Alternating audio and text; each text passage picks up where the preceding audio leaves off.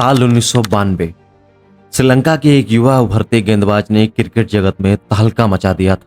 अजीबोगरीब एक्शन और जादुई स्पिन के साथ इस 20 वर्षीय गेंदबाज में स्पिन गेंदबाजी को नए स्तर पर ले जाने की संभावना दिखी। लेकिन उस युवा की प्रतिभा को सराहने के बजाय क्रिकेट के सुरमाओं ने उसके खिलाफ चालें चलनी शुरू कर दी, उसके प्रतिभा को बर्बाद करने की नीयत से।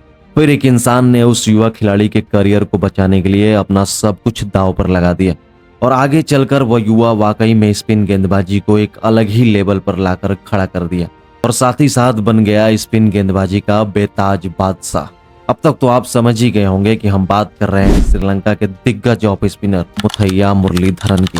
कैसे ऑस्ट्रेलिया वाले मुरलीधरन से इतना डर गए थे कि उनके कैरियर को बर्बाद करने की साजिशें करने लगे। वैसे भी ऑस्ट्रेलिया वालों की ये आदत रही है, जिस गेंदबाज से उन्हें अपने लिए खतरा महसूस होता है वो उनकी एक्शन को लेकर सवाल उठाने लगते हैं, ताकि और कुछ हो या ना हो उस गेंदबाज का आत्मविश्वास जरूर टूट जाए।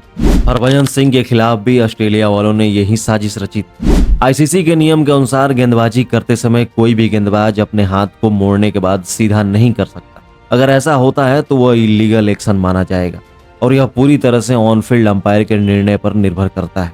1995 में श्रीलंकाई टीम ऑस्ट्रेलिया दौरे पर थी। 3 टेस्ट मैचों की सीरीज का दूसरा मैच चल रहा था। मुथैया मुरलीधरन उस समय महज 23 साल के थे। मैच के दौरान ऑस्ट्रेलियाई एम्पायर डेरेल हेयर ने मुरलीधरन की गेंदों को लगातार नो बॉल देना शुरू कर दिया। डेरेल हेयर के अनुसार मुरलीधरन चेकिंग कर रहे थे, मतलब थ्रो गेंदबाजी कर रहे थे। इस तरह कई नो बॉल्स देने के बाद उस समय श्रीलंका के कप्तान अर्जुन रणतुंगा परेशान हो गए और उन्होंने मुरलीधरन से दूसरी छोर से गेंदबाजी करवाना शुरू कर दिया। लेकिन इसके बाद भी डेरेल हेयर नहीं माने और दूसरी छोर पर होने के बावजूद नो बॉल्स देते रहे। खेल की समाप्ति होने पर श्रीलंकाई खिलाड़ियों ने मामले को ठीक करने के लिए डेरेल हेयर से बात करने की कोशिश की।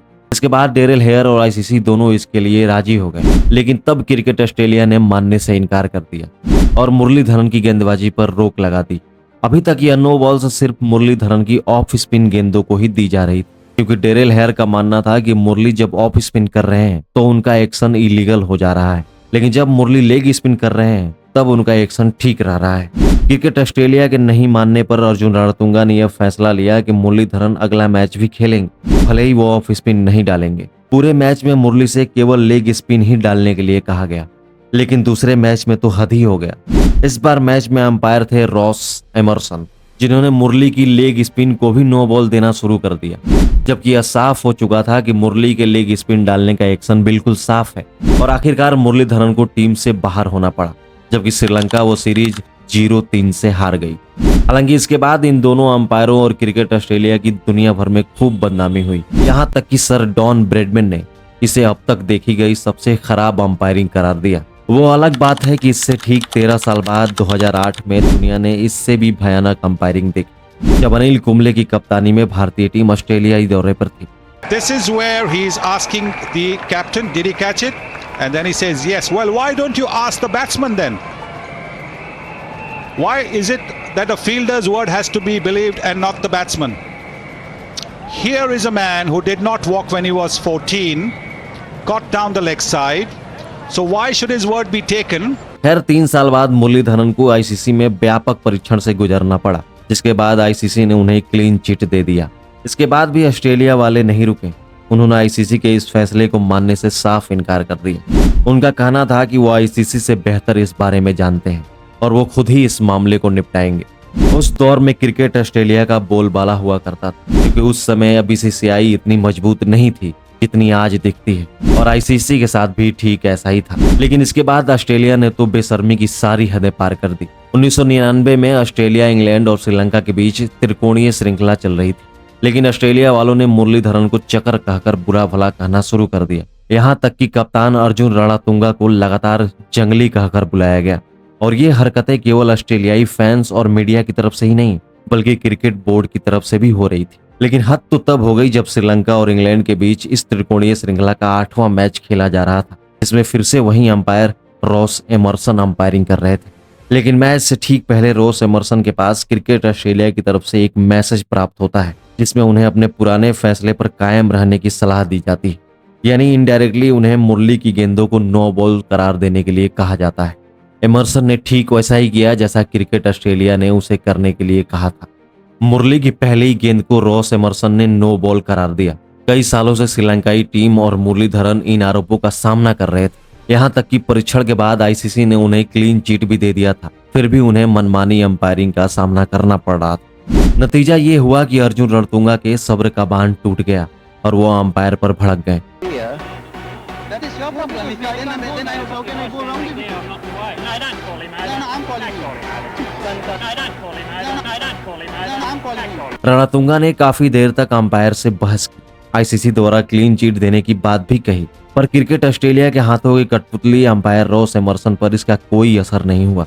फिर तंग आकर अर्जुन रणतुंगा ने अपनी टीम को लेकर मैदान से बाहर जाने का फैसला किया। तब के श्रीलंकाई टीम से किसी को भी ऐसी उम्मीद नहीं थी, लेकिन वो भूल गए थे कि अर्जुन रणतुंगा के रूप में श्रीलंका के पास एक दबंग कप्तान मौजूद था।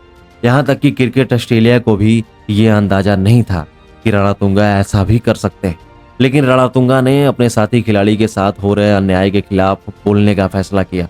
जैसे ही श्रीलंकाई टीम मैदान से बाहर जाने वाली थी, तभी मैदान पर मैच रेफरी पहुंच गए और उन्होंने ऐसा न करने की गुजारिश की। इसी बीच श्रीलंका और ऑस्ट्रेलिया दोनों ही क्रिकेट बोर्ड के बीच कई फोन कॉल्स भी हुए, जिसके बाद समझौता संभव हो पाया। इसके तहत मुरली को मैच में केवल लेग ब्रेक गेंदबाजी करने की अनुमति दी गई, लेकिन रणतुंगा को यह मंजूर नहीं था। इस फैसले से असंतुष्ट रणतुंगा ने मुरली से कहा कि वो जो चाहे गेंदबाजी कर सकते हैं, जिसके बाद मुरली ने उस मैच में ऑफ स्पिन गेंदबाजी भी की और अंपायर रॉस एमरसन और क्रिकेट ऑस्ट्रेलिया के पास चुपचाप देखने के अलावा और कोई विकल्प मौजूद नहीं था। लेकिन अपने हार से झल्लाए एमरसन ने एक अलग ही मुद्दा उठा दिया। एमरसन के अनुसार मुरली के रनअप का निशान विकेटों के करीब था, जिसके चलते उन्हें फैसला देने में दिक्कतें आ रही हैं। इस पर रणतुंगा एक बार फिर अंपायर से भिड़ गए और कहा, मेरा गेंदबाज जहां चाहे वहां से गेंदबाजी करेगा। हालांकि इसका खामियाजा अर्जुन रणतुंगा को भुगतना पड़ा। उन्हें 6 मैचों के लिए बैन कर दिया गया, साथ ही 75% मैच फीस भी काट ली गई। बाद में जब रणतुंगा से पूछा गया कि वो उस मैच के लिए मुरली को आराम दे सकते थे, उन्हें अंपायरों से उलझने की क्या जरूरत थी, तो कप्तान ने जवाब दिया कि पूरी दुनिया ने मुरली को मंजूरी दे दी थी, तो उन्हें 1 या 2 अंपायरों के लिए टीम से क्यों बाहर करें। इनकी चिंता न करते हुए मुरली को अपने गेंदबाजी पर ध्यान देना चाहिए, क्योंकि ये सारी साजिशें उनके आत्मविश्वास को तोड़ने और उनकी प्रतिभा को दबाने के मकसद से की गई थी। तो इस तरह से एक दबंग कप्तान अर्जुन रणतुंगा ने एक युवा खिलाड़ी के करियर को बचाने के लिए अपना सब कुछ दांव पर लगा दिया। आगे चलकर उस युवा ने क्या क्या कारनामे किए ये पूरी दुनिया जानती है। टेस्ट क्रिकेट में 800 विकेट लेने वाले मुरलीधरन का करियर शुरू होने से पहले ही खत्म हो जाता यदि उन्हें अपने कप्तान का साथ न मिलता। दोस्तों, ये वीडियो आपको कैसी लगी हमें कमेंट करके जरूर बताएं और ऐसे ही वीडियो के लिए हमारे चैनल को सब्सक्राइब भी जरूर कर लें। मिलते हैं ऐसी एक और रोचक कहानी के साथ, तब तक के लिए गुड बाय, जय हिंद।